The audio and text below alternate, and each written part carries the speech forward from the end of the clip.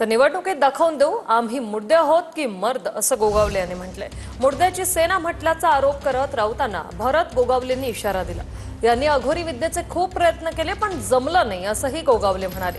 अघोरी विद्येच्या आरोपांवरूनही गोगावलेंनी राऊतांना उत्तर दिले। गॅलरी पूर्ण भरलेली होती, खाली संपूर्ण ग्राउंड भरलेलं होतं आणि लोकांना उभं राहिलेले होते। एवढी प्रचंड गर्दी। काय आता ह्याना जर तो मुर्दे समजत असेल संजय राऊत, तर येणाऱ्या महानगरपालिका, नगरपालिका, जिल्हा परिषद, पंचायत समितीला आम्ही दाखवून देऊ ना, आम्ही मुर्दे आहोत का मर्द आहोत।